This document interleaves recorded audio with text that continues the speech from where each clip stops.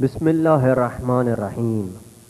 رسول خدا صلی اللہ علیہ وآلہ وسلم کے بعد مسلمانوں کے خلیفہ اور امام ان کے بھائی حضرت علی علیہ السلام تھے۔ جب حضرت علی علیہ السلام کی شہادت ہوئی تو ان کے بڑے فرزند حضرت امام حسن علیہ السلام نے مسلمانوں کو یاد دلایا کہ وہ یہ نہ بھولیں کہ حضرت علی علیہ السلام کے بعد وہ ان کے خلیفہ ہیں۔ حضرت امام حسن علیہ السلام نے لوگوں کو یاد دلایا کہ وہ ان کے چاہتے نبی رسول خدا صلی اللہ علیہ وآلہ وسلم کے نواسے ہیں اور وہ اس گھر سے تعلق رکھتے ہیں جسے اللہ نے ہر نجاست سے پاک رکھا اور جس کے بارے میں اللہ نے فرمایا انما یرید اللہ لیذھب عنکم الرجس اہل البیت ویطہرکم تطہیرا۔ اے پیغمبر کے اہل بیت، خدا تو بس یہ چاہتا ہے کہ تم کو ہر طرح کی برائی سے دور رکھے اور جو پاک و پاکیزہ رکھنے کا حق ہے ویسا پاک و پاکیزہ رکھے۔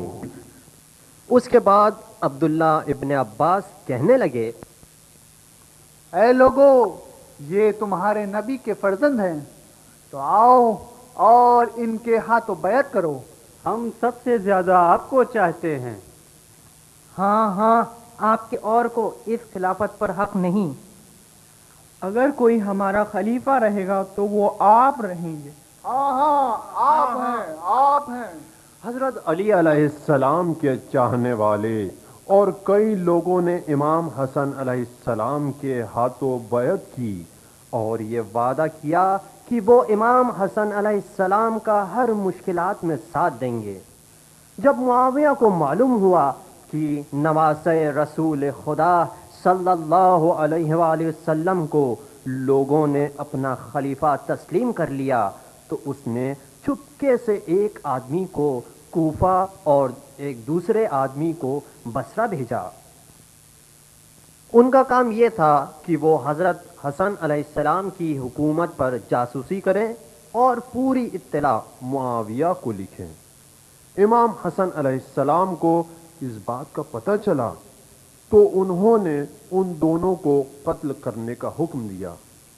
پھر امام حسن علیہ السلام نے معاویہ کو ایک خط لکھا جس میں انہوں نے اس سے کہا کہ اس نے جاسوس بھیجے تھے تاکہ یہاں قتل ہو اور جیسے وہ جنگ کی تیاری کر رہا ہو تو انشاءاللہ وہ ضرور ہوگا۔ اس طرح امام حسن علیہ السلام اور معاویہ کے بیچ ایک خطوط کا سلسلہ چلا جس میں امام نے معاویہ کو ان کے حقوق کے بارے میں بار بار آگاہ کیا۔ معاویہ ایک فوج لے کر عراق کی طرف چلا۔ جب وہ قریب پہنچا تو امام حسن علیہ السلام نے فوج کو اکٹھا کرنے کا حکم دیا۔ ان کے حکم سننے کے واسطے لوگ نے تاخیر اور جو چند لوگ تیار ہوئے ان میں سے کچھ نے امام علی علیہ السلام کے شیعہ تھے، کچھ خارجی تھے جن کا مقصد صرف اور صرف معاویہ سے بدلہ لینا تھا، اور ان میں سے کچھ ایسے بھی تھے جو صرف دولت کے لیے لڑ رہے تھے۔ امام حسن علیہ السلام چاہتے تھے کہ وہ اپنے صحابیوں کا امتحان لیں۔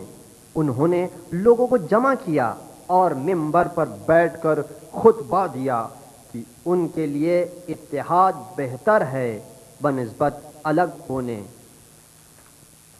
اور کسی بھی مسلمان کا برا نہیں چاہتے ہیں، لہٰذا وہ لوگ ان کی مخالفت نہ کریں اور ان کی بات مانیں۔ ان کے خطبے کے بعد لوگوں میں بے چینی شروع ہو گئی۔ امام حسن کیا کہنا چاہتے ہیں؟ ہمارے خیال سے وہ معاویہ سے صلح کرنا چاہتے ہیں اور اس کے ہاتھ بیعت کرنا چاہتے ہیں۔ اس طرح جو کمزور عقیدے کے لوگ تھے وہ امام کے خلاف ہو گئے اور ان کو اذیت پہنچانے لگے، جس کے نتیجے میں ان پر حملہ کر دیا گیا اور وہ بری طرح زخمی ہو گئے۔ کچھ لوگوں نے خفیہ طور پر معاویہ کو خط لکھا کہ وہ اس کی بیعت کرتے ہیں اور اگر وہ ادھر آئے گا تو وہ امام حسن علیہ السلام کو ان کے حوالے کر دیں گے۔ جب امام حسن علیہ السلام کو اس بات کا پتہ چلا تو انہوں نے قیس بن سعد اور عبید اللہ ابن عباس کے ساتھ معاویہ کا مقابلہ کرنے بھیجا۔ معاویہ نے عبید اللہ کو 10 لاکھ درہم دینے کا وعدہ کیا اگر وہ امام حسن علیہ السلام کے ساتھ چھوڑ دے گا تو اور ان کی طرف آ جائے گا۔ عبید اللہ پیسے کی لالچ میں امام حسن علیہ السلام کا ساتھ چھوڑ دیا۔ امام حسن علیہ السلام کو یہ احساس ہو گیا کہ اب ان کی نصرت کے لیے بس کچھ ہی لوگ بچے ہیں، اسی لیے جب معاویہ نے ان کے صلح کی بات کی تو کچھ شرائط کے ساتھ وہ راضی ہو گئے۔ معاویہ نے ساری شرائطیں قبول کر کے صلح کر لی۔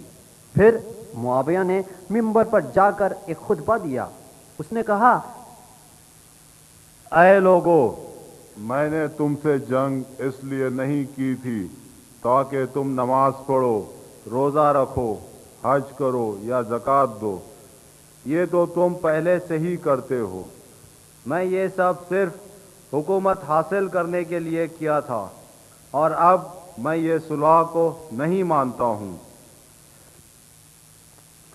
پھر معاویہ کوفہ گیا اور جب صلح کی شرط پوری کرنے کا وقت آیا تو اس نے کہا، علی اور حسن سے حکومت خلافت لینی تھی، وہ لے لی۔ امام حسن علیہ السلام کھڑے ہو کر اس کا جواب دیے کہ اے جو علی علیہ السلام کا نام لیتا ہے، علی میرے والد تھے، تو معاویہ ابن سخر ہے، میری ماں فاطمہ ہے اور تیری ماں ہند، میرے نانا رسول خدا ہیں اور تیرے دادا حرب، میری نانی خدیجہ ہیں اور تیری فتیلہ۔